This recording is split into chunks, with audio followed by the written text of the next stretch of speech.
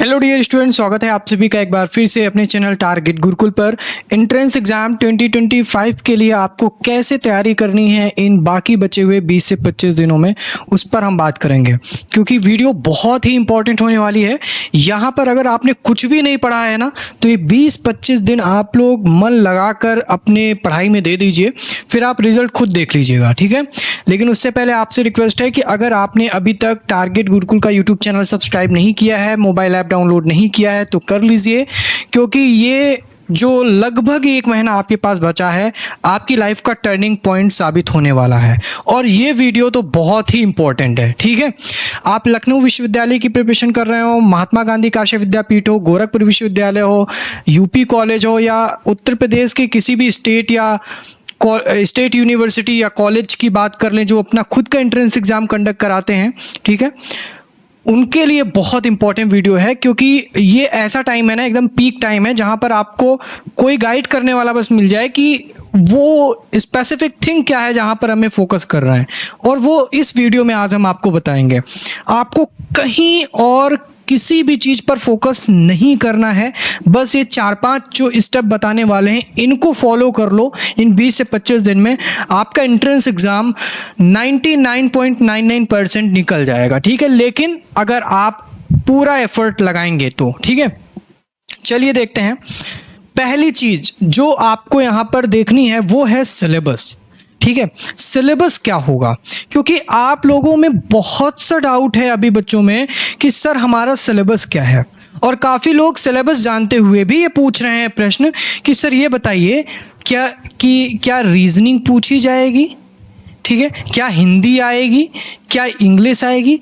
भाई आपके सामने सिलेबस है, आपने सिलेबस गो थ्रू कर लिया है, आपको पता है क्या सब्जेक्ट है, फिर आप ऐसा क्यों पूछ रहे हैं। हमें पता है आपका रीज़न क्या है ऐसा पूछने का, क्योंकि आपके माइंड में एक चीज़ घूम रही है कि जो भी पूछा जाता है वो उस लेवल का पूछा जाता है जो हमने पहले पढ़ा हुआ होता है, ठीक है। इस चीज़ को ध्यान में रखते हुए आपको ये डाउट है कि कहीं ऐसा ना हो कि हमने जो पिछला पढ़ा हुआ है उससे कहीं से भी क्वेश्चन आ जाए। विश्वविद्यालय या कोई कॉलेज जो एंट्रेंस एग्जाम कराता है वो इतना तो समझदार है ही, वो जानता है कि आपका लेवल इंटरमीडिएट का है, और वो भी ये भी जानता है कि एक ह्यूमन बीइंग के नाते आप इतने सारे विषयों को याद नहीं कर सकते हो। तो उसका एक अपना स्पेसिफिक क्राइटेरिया होता है, इसके कई पैरामीटर होते हैं कि आप किस कोर्स के लिए अप्लाई करने जा रहे हो। आप बीए के लिए जा रहे हो, बीएससी के लिए जा रहे हो, आप किस स्ट्रीम के लिए जा रहे हो, ठीक है। ये बहुत इंपॉर्टेंट करता है। इन्हीं को ध्यान में रखते हुए आपका सिलेबस एंट्रेंस एग्जाम का डिसाइड किया जाता है यूनिवर्सिटी की तरफ से, ठीक है। इस वजह से ये चीज़ बिल्कुल दिमाग से निकाल दीजिए कि सिलेबस के परे भी कुछ भी पूछा जाएगा, बिल्कुल नहीं पूछा जाएगा। और यही मेन कारण है कि काफ़ी ज़्यादा यानी 50% बच्चे यहीं पर फेल हो जाते हैं। वो अपना सिलेबस जानते हुए भी उनके मन में डाउट रहता है कि आखिर कहीं ऐसा ना हो ये भी पूछ लिया जाए, ठीक है। तो इससे तो आपको बचना है। सिलेबस अगर आपका हिंदी दिया है, ठीक है, अगर आपका इंग्लिश दिया है, अगर आपका हिस्ट्री दिया है, ये 3 सब्जेक्ट मान लो एज एग्जाम्पल दिए हैं, तो भाई इनके बाहर से कोई चौथा सब्जेक्ट नहीं पूछेगा, नहीं पूछेगा, नहीं पूछेगा। इट माइट बी पॉसिबल कि वो एक आधे घुमा करके आपसे करंट अफेयर्स के क्वेश्चंस पूछ ले, करंट अफेयर्स। लेकिन अब आप कहेंगे कि सर करंट अफेयर्स तो है नहीं। करंट अफेयर्स एक जनरल टॉपिक होता है, ठीक है, वो हर एक विषय को गैदर करता है, और वो भी करंट अफेयर्स ऐसा होगा जो आपके किसी ना किसी सब्जेक्ट से संबंधित होगा। तो ये समझ करके कि वो इस विषय का है, वो जानना चाहते हैं कि आपने अगर हिस्ट्री विषय पढ़ा है तो क्या हिस्ट्री में थोड़ा बहुत नॉलेज आपको है कि नहीं। इतिहास में कुछ चीज़ें हुई होती हैं जो आज के समय में उनमें मॉडिफिकेशन हो जाता है, उसमें बदलाव हो जाता है, ठीक है। जैसे आपने अभी देखा है कि एग्जाम्पल, भारत का जो पार्लियामेंट है, भारत का जो संसद भवन है, ठीक है, इतिहास में तो वो पुराना संसद भवन है, ठीक है, लेकिन अभी क्या हुआ है, एक नए संसद भवन का निर्माण हुआ है। तो बस ये जानना चाहते हैं कि इतिहास तो पुराने संसद भवन का रहा है, लेकिन क्या आपको पता है कि नया संसद भवन भी बना है। तो ये ऐसे टॉपिक आते हैं, फिर आप कहते हैं कि सर ये तो करंट अफेयर्स का क्वेश्चन आ गया, ये तो आउट ऑफ सिलेबस हुआ। नहीं, आउट ऑफ सिलेबस नहीं है, सिलेबस के अंतर्गत ही है, लेकिन वो जानना चाहते हैं क्या आप अपडेटेड हैं इन अपने विषय को लेकर के कि नहीं। ये होता है नजरिया यूनिवर्सिटी का, इस वजह से वो एक स्पेसिफिक सिलेबस अपना तैयार करते हैं। ठीक है, अब हम लखनऊ विश्वविद्यालय की अगर हम बात करते हैं तो एलयू में टोटल आपके बीए में अगर देखे जाएं तो बीए में टोटल 7 सब्जेक्ट्स मिला करके क्वेश्चन आते हैं। हिंदी है, इंग्लिश है, ज्योग्राफी है, हिस्ट्री है, इकोनॉमिक्स है, ठीक है, और आपका साइकोलॉजी है, और एक आधे और सब्जेक्ट हैं। ठीक है, इनको मिला करके आपका पूछा जाता है। अब इनमें से आपका, और जो सिविक्स है, और इनमें से आपका करंट अफेयर्स के क्वेश्चंस आ जाते हैं। फिर आप कहते हैं कि सर करंट अफेयर्स क्यों आ गया, क्यों आया? क्योंकि रीजन यही है, क्योंकि वो आपके किसी ना किसी सब्जेक्ट से रिलेटेड होगा जरूर, ऐसा नहीं कि ना हो। वो बस ये जानना चाहते हैं कि आप उस चीज को लेकर के अपडेटेड हैं कि नहीं है। ठीक है, ये नजरिया होता है। तो सिलेबस के बाहर कुछ नहीं आएगा। अगर आपको ये कंफ्यूजन है कि सर अगर आप सिर्फ ये लेकर के तैयारी कर रहे हो कि हमने जितना इंटरमीडिएट में पढ़ा है उसी हिसाब से हम अपनी तैयारी कर रहे हैं एंट्रेंस एग्जाम को लेकर के, वहीं से पूछा जाएगा, तो दिमाग से बिल्कुल निकाल दीजिए, बिल्कुल निकाल दीजिए। जितना आपने अपना इंटरमीडिएट में पढ़ा होगा उसका 30% स्पेसिफिक जो सिलेबस है बस आपको वही तैयार करना है, 30 से 40%, इसके परे कुछ नहीं आएगा। और इन विषयों को लेकर के अगर आपको मेहनत करनी ही है तो इतना कर लीजिएगा कि इन विषयों को लेकर के जो आपके सिलेबस में दिए हुए हैं उनको लेकर के आप थोड़ा अपडेटेड रहें। ठीक है, उनके बारे में थोड़ा आसपास जानकारी लेते रहें, यानी करंट अफेयर्स थोड़ा जानते रहें। ठीक है, ये होता है अपनी तैयारी को एकदम बेस तैयार करने का तरीका। ठीक है, क्योंकि बहुत सारे अभी मैंने कमेंट्स पढ़े काफी वीडियोस में, सर सिलेबस क्या होगा, सर ये सब्जेक्ट पूछा जाएगा कि नहीं। लखनऊ विश्वविद्यालय में बीए के बच्चे पूछ रहे हैं कि सर क्या रीजनिंग आएगी। कोई सेंस बनता है जब आपके 7 सब्जेक्ट्स दिए हुए हैं, 7 सब्जेक्ट के अलावा अगर आपका कोई विषय आ गया तो आप कह रहे हैं रीजनिंग आएगी। आपका कोई स्टैटिकल आपका क्वेश्चन पूछा जा सकता है, वो इकोनॉमिक्स से हो सकता है, वो आपका, फिर आप कहेंगे कि सर रीजनिंग आई थी। रीजनिंग नहीं, वो आपका इकोनॉमिक्स से ही था। ठीक है, तो ये सारी चीजें आपको ध्यान में रखनी। जो सिलेबस है, मैं आपसे कह रहा हूं सारा दिमाग हटा लो, सिर्फ सिलेबस पे फोकस कर लो। और मेन जो हमारा कोर पॉइंट है आज की इस वीडियो का वो यही है कि फोकस वही करो जो सिलेबस में है।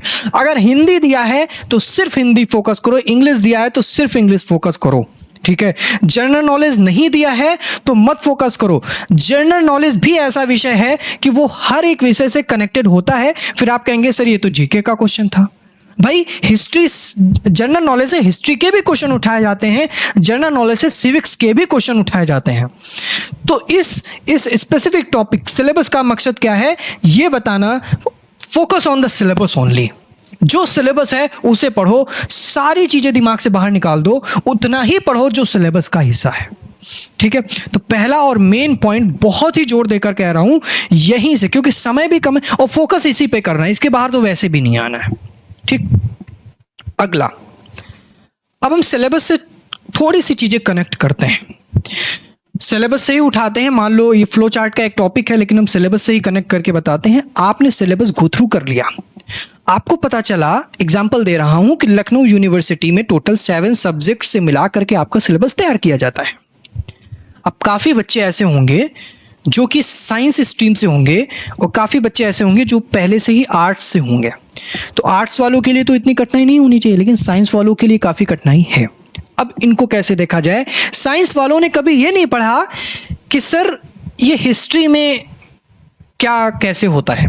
तो आपकी नॉलेज के लिए बता दें, समय बहुत कम है, उस हिसाब से आपको स्पेसिफिक तैयारी का एक ट्रिक बता रहे हैं, तरीका बता रहे हैं, तरीका ही समझिएगा।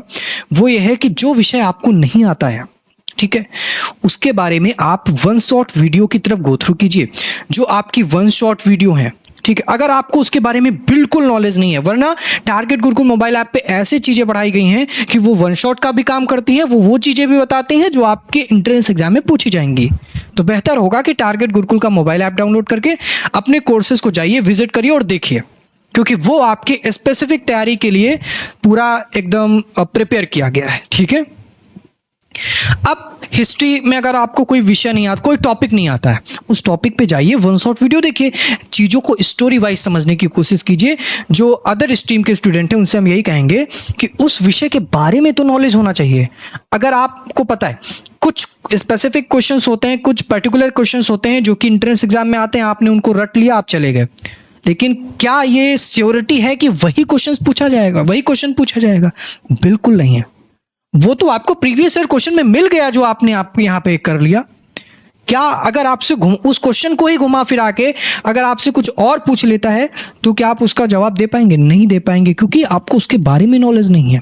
नॉलेज का यही सबसे अच्छा तरीका है, उस पर्टिकुलर टॉपिक पे अगर इंडस सिविलाइजेशन की बात करते हैं, इंडस सिविलाइजेशन एक ऐसा है जहां से आपके काफी क्वेश्चंस आते हैं, ठीक है, 3 से 4 क्वेश्चन आ जाएंगे या 2 से 3 क्वेश्चन आ जाएंगे।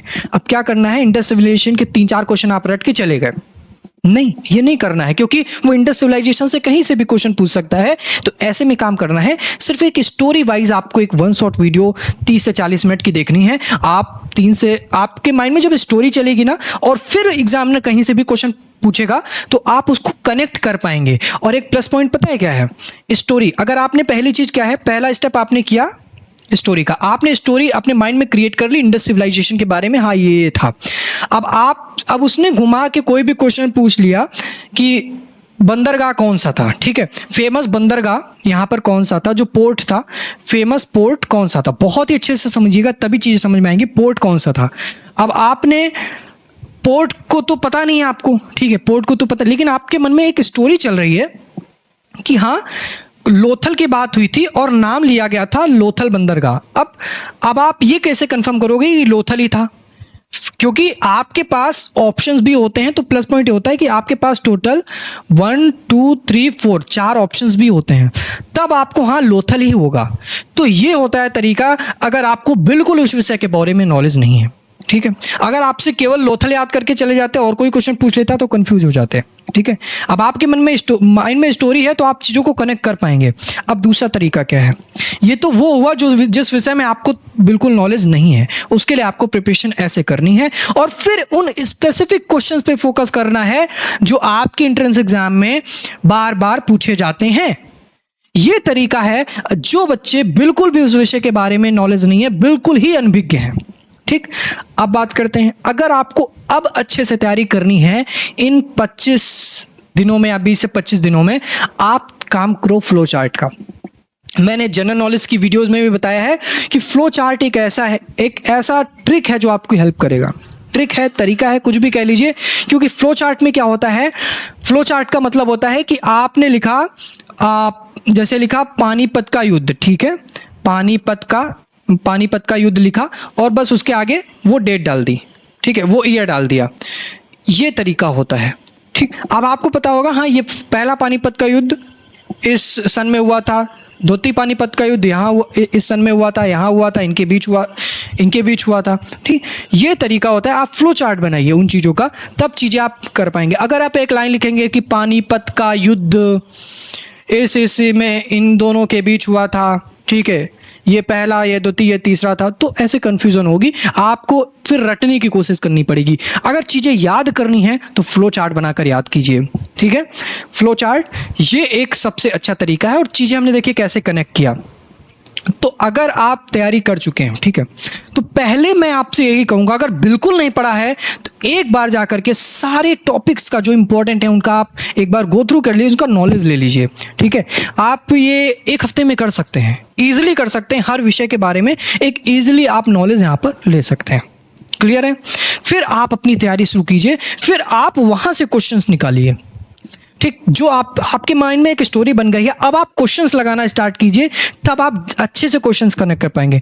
अगर आप उस विषय के बारे में बिल्कुल नहीं जानते हैं तब क्वेश्चंस कर रहे हैं, तब आपको कुछ नहीं आएगा, आप वहीं तक रह जाएंगे रटते हुए उस क्वेश्चन को, जो क्वेश्चन आपने याद किया या पढ़ा या रटा है, ठीक। ये चीज आपकी क्लियर हुई। फ्लो चार्ट आपको तैयार करना है। अब बढ़ते हैं आगे। अगला है प्रीवियस ईयर क्वेश्चंस। मैं एक पूरे फ्लो में चल रहा हूं। सबसे पहले मैंने एक चीज क्लियर की, वो था आपका सिलेबस। फिर ये मैंने बताया कि जिनको बिल्कुल नॉलेज नहीं है वो सिलेबस को कैसे तैयार करें। सिलेबस का पहला है कि चीजों को स्टोरी वाइज समझें। अब आप कहेंगे कि सर मैथ में क्या करें? मैथ में क्या करें भाई, मैथ में और जो आपके जितने भी मतलब डोमेन सब्जेक्ट नहीं है जो, ठीक है, जो आपके डोमेन विषय नहीं है, उनके लिए आपको सिर्फ और सिर्फ प्रैक्टिस करनी होगी, सिर्फ और सिर्फ प्रैक्टिस करनी होगी। प्रैक्टिस के अलावा कोई तरीका नहीं है। और डोमेन के अलावा जैसे मैथ वगैरह है वो पूरी तरीके से इस पे अप्लाई होता है, प्रीवियस ईयर क्वेश्चंस। प्रैक्टिस करो, मेथड समझो, वो मेथड क्या है, किस मेथड से वो क्वेश्चन सॉल्व किया गया है, फिर आप प्रीवियस ईयर क्वेश्चंस लगाओ। इसके अलावा कोई विकल्प नहीं है, ठीक है। तो सिर्फ प्रैक्टिस ही ये जितने भी आपके नॉन डोमेन सब्जेक्ट हैं उन पे आपका बेस्ड है, ठीक। अब स्टोरी वाइज क्लियर की, फिर मैंने बताया कि अच्छे से तैयारी करने के लिए जब आपके माइंड में सारे सब्जेक्ट की स्टोरी होगी तब आप क्या करिए, फ्लो चार्ट तैयार कीजिए। फ्लो चार्ट से चीजें आपको याद होंगी, ठीक है, फ्लो चार्ट से चीजें आपको याद होंगी। फिर आप प्रीवियस ईयर क्वेश्चंस पे आइए, जो आपके पीवाईक्यू हैं तब आप उनको सॉल्व कीजिए। तब आप अगर कोई भी पीवाईक्यू सॉल्व करेंगे जो आपको नहीं पता है, तब आप कहेंगे हाँ ये क्वेश्चन तो शायद ये जब कहानी चल रही थी इस बीच में आया था, ठीक है। तब आपको चीजें एकदम कनेक्टिवली जो है वो याद हो जाएंगी। तो प्रीवियस ईयर क्वेश्चन जितने ही पॉसिबल है आप उतने लगाओ, ठीक है। और ये मत सोचना प्रीवियस ईयर क्वेश्चन से ही आपका 80% क्वेश्चन पूछा जाता है, घुमा फिरा के पूछा जाता है। तो जितने प्रीवियस ईयर क्वेश्चन है उन पे मेहनत करो। अगर आपने कोई एक पार्ट 10%, मान लो 100% में से आपने 10% नहीं पढ़ा है, ठीक है, आप सोच रहे हैं कि सर आप ये 80% का रिवीजन किया जाए या फिर इस 10% पे फोकस किया जाए, तो आई विल सजेस्ट जो 10% बचा है उसको आप कम से कम समय में वन शॉट वगैरह देख के कैसे भी करके आप अपने माइंड में उस टॉपिक के बारे में नॉलेज ले लीजिए। आप फोकस 80% पे कीजिए और साथ ही साथ 10% के क्वेश्चंस भी सॉल्व करते रहिए। प्रीवियस ईयर क्वेश्चन बहुत इंपॉर्टेंट है इन 20 से 25 दिनों के लिए। क्लियर है, कोई डाउट नहीं होना चाहिए। सारी चीजें हम यहां पर आपको एक चेन में बता रहे हैं, ठीक है, एक सीक्वेंस में बता रहे हैं, बस आप इसको फॉलो करते रहिए। अगला है टाइम मैनेजमेंट। टाइम मैनेजमेंट कैसे करें?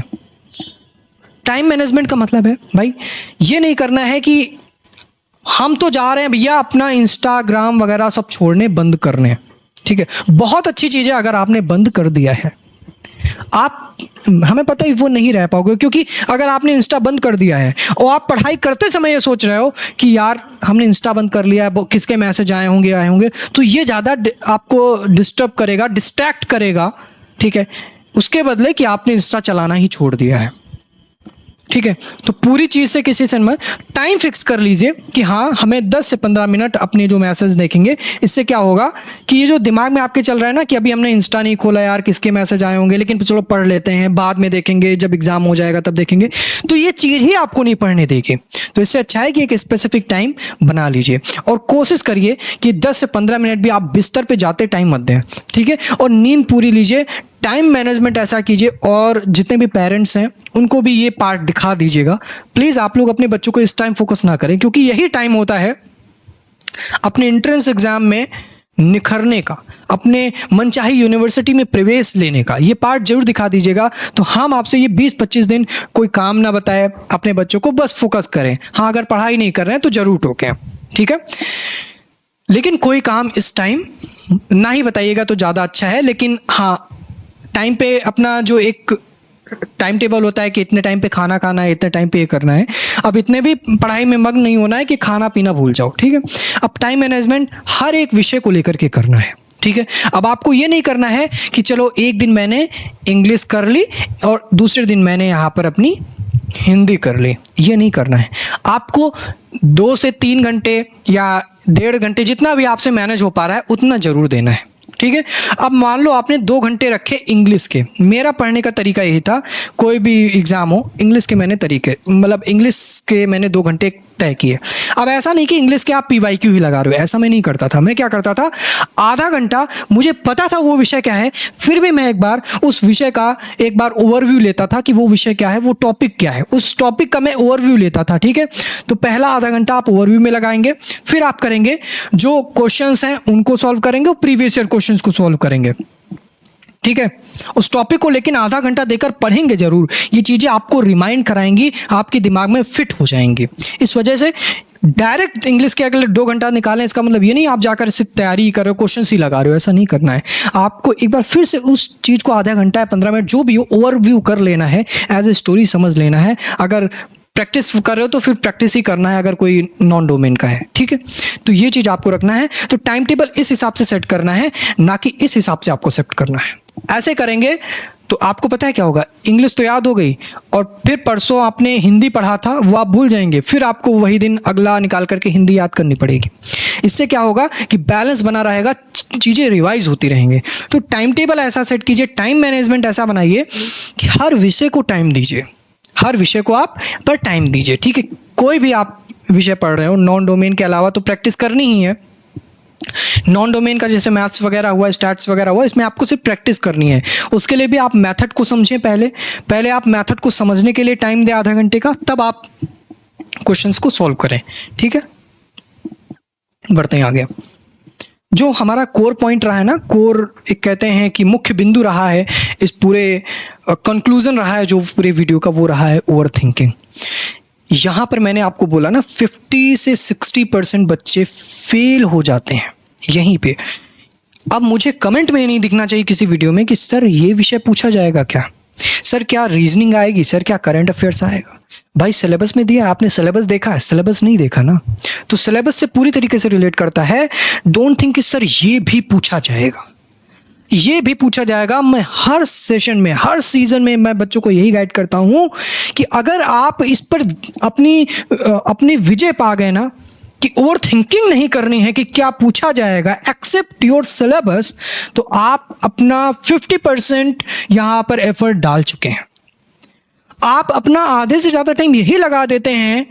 आपने हिंदी पढ़ी, आपके सिलेबस में हिंदी थी, आई अप्रिशिएट कि आपने हिंदी पढ़ी, आपने इंग्लिश पढ़ी, आपने हिस्ट्री पढ़ी जो आपके सिलेबस में था, आई रियली अप्रिशिएट दिस, ठीक है। आपने 2 घंटे इसमें लगाए, अब आपने आधा घंटा सोचने में ये लगा दिया कि कहीं ऐसा ना हो कि हिंदी से ये भी क्वेश्चन पूछ लिया जाए, या इंग्लिश के आउट ऑफ सिलेबस जो इंग्लिश में था वो भी क्वेश्चन पूछ लिया जाए, ठीक है। अब आपके मन में ये भी डाउट है कि कहीं ऐसा ना हो कि जो हमारा सब्जेक्ट जैसे कि फिलॉसफी नहीं है तो फिलॉसफी पूछ लिया जाए। क्यों पूछेगा भाई, क्यों पूछेगा?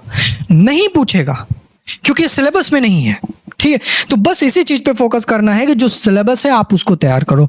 और एक चीज और बता दूं, एक प्लस पॉइंट यहाँ पर, अब चीजें देखो कैसे कैटेगराइज हो रही हैं। पहला तो आपका सिलेबस, उतना पढ़ना है जो सिलेबस पढ़ना है, और उतना ही पढ़ना है जो आपके 10+2 लेवल का है, यानी इंटरमीडिएट लेवल का है। अब आप ये मत सोचो कि सर हम ग्रेजुएशन में जा रहे हैं तो लोग ग्रेजुएशन की बुक निकाल करके थोड़ा बहुत देख लें, नहीं। लेवल वही है जो जहां तक आपने अभी तक पढ़ाई की है, सेम उसी टाइप में क्वेश्चन पूछा जाएगा जो आपने इंटरमीडिएट एग्जाम में देकर के आए होंगे, उस टाइप का। क्लियर है? तो ओवर थिंकिंग नहीं करनी है, कुछ भी अलग से नहीं आने वाला है, फोकस वही करना है जो आपका सिलेबस है, लेकिन बहुत ही शिद्दत के साथ उस विषय पर फोकस करना है जो सिलेबस में दिया हुआ है। क्योंकि अगर आप एकदम सही से फोकस नहीं करते हो ना, तो आप भी फिर बाद में आके खुद कहते हो सर आउट ऑफ सिलेबस था। आउट ऑफ सिलेबस नहीं होता है, ठीक है। हर चीज कहीं ना कहीं से लिंक होती है, लेकिन फिर भी आप ना मानो, फिर भी 1-आधा% रख लो कि 1-2 क्वेश्चन आउट ऑफ सिलेबस हो सकता है कि आपने कहीं ना पढ़ा हो, ठीक है। वो आपके एग्जाम में कहीं ना कहीं होता ही 1-2 क्वेश्चन, बहुत ही रेयर, एक होता ही 1-2 क्वेश्चन जो मतलब कट ऑफ डिसाइड करने के लिए, या फिर समझ रहे हो ना कि 100% ना लाने के लिए ऐसा डिसाइड किया जाता है कुछ, ठीक है। तो वो 1-2% आपका यहाँ पर होता ही है, ठीक। ये एकदम एक्स्ट्रा ऑर्डिनरी लेवल का एक पॉइंट है जो आपको याद रखना है, वो आपका एक एक्सेप्शन है, आप उसे छोड़ दीजिए, ठीक है। आप इसको लेकर के मत आइएगा कि सर आउट ऑफ सिलेबस आ गया, नहीं। अगर 1-2 आ भी जाए तो don't worry about it, focus वो करना है जो आपके सिलेबस में। क्लियर है? तो ये कुछ इंपॉर्टेंट आपके पॉइंट्स थे। तो सारी चीजें एक दूसरे से इंटरलिंक हैं।